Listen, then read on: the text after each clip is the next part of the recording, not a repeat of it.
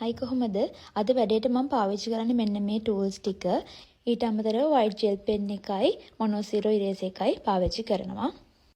ෆැබ්‍රියානු paper එක තමයි use කරන්නේ. ඉතින් මෙන්න මේ විශේෂ ඉරේසර් එක ඔයාලට පෙන්වන්න ඕන. මොකද මම වැඩියේ මගේ චිත්‍රවල මේ ඉරේසර් එක පාවිච්චි කරලා නැහැ.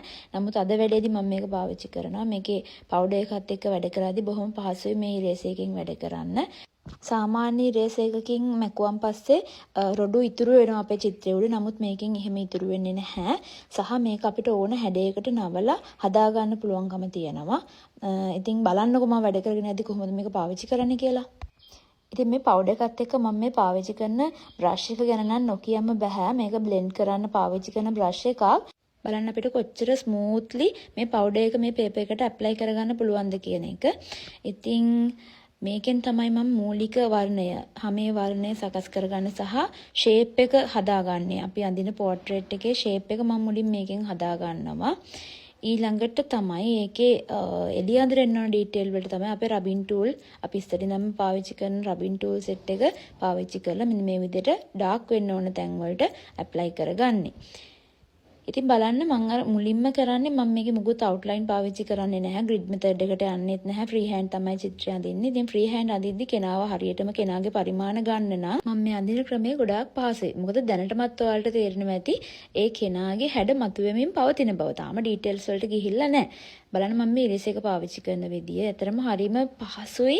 ගොඩක්ම පවුඩර් එකක් එක්ක වැඩ කරද්දී මේ ඉරේසර් එක ගොඩක් සපෝට් කරනවා අපිට වැඩේ සාර්ථකව කරගෙන යන්න. බලන්න දැන් මේකේ දැන් ඔයාලට පේනවා ඇති මම එළිය අඳුර මේකට දාලා තියෙනවා. මුලින්ම මූණේ හැඩේ මතු කරගත්තා.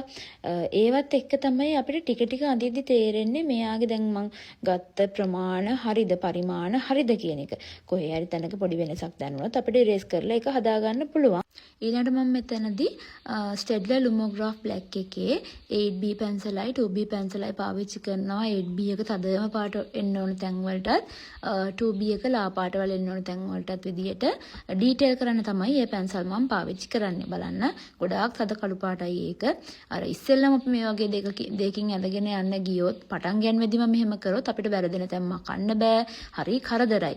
හරියට පරිමාණ ගැන හිතා ගන්න බැරි වෙන්න පුළුවන්. නමුත් අර මුලදිම අර ෂැඩෝස් එක්ක පොඩි ස්කෙච් එකක් විදියට ගියාට පස්සේ පවුඩර් එක පාවිච්චි කරලා ඒක හරිම ලේසි අපේ ඇඳපු කෙනාව ඒකෙන් පේනවද නැද්ද කියන එක මුලදිම තේරෙනවා. ඊට පස්සේ අපිට ඩීටේල් වලට බය නැතුව යන්න පුළුවන් ටික ටික. මෙතනදී මම ජෙල් පෑන පාවිච්චි කරා හොඳටම හයිලයිට් වෙන්න ඕන තැනදී. මොනොසිරෝ ඉරේස් එක පාවිච්චි කරනවා පොඩ අර චූටි සියුම් තැන් මකා ගන්න. ඉතින් ওই විදිහට තමයි මම වැඩේ කරන්නේ. ඔයාලත් මේ ක්‍රමේ try කරලා බලන්න. මම හිතන්නේ ගොඩක්ම සාර්ථක වෙයි මේ විදිහට කරද්දී. පැන්සලෙන් අඳ ගන්නවට වැඩිය ෆ්‍රී හෑන්ඩ් ස්කෙච් එක මුලින්ම පවුඩර් එකකින් කරගන්න එක මට නම් ගොඩාක් පහසුයි. ඉතින් කස්ටමර්ස්ලා නම් ගොඩක් වෙලාට අපෙන් බලාපොරොත්තු වෙන්නේ ෆ්‍රී හෑන්ඩ් ස්කෙච් එක ගන්න මේ ෆොටෝ එක දුන්නාම ෆොටෝ එක තියෙන විදියටම ඇඳලා ෆොටෝ කොපියක් ගැහුවා වගේ තියෙන චිත්‍ර තමයි ඉතින් අපෙන් ගොඩක් වෙලාට කස්ටමර්ස්ලා බලාපොරොත්තු වෙන්නේ. එතකොට ඉතින් අපි මේ ටෙක්නික්ස් නෙමෙයි යූස් කරන්නේ. ගොඩක් වෙලාට ග්‍රිඩ් මෙතඩ් එකට යනවා.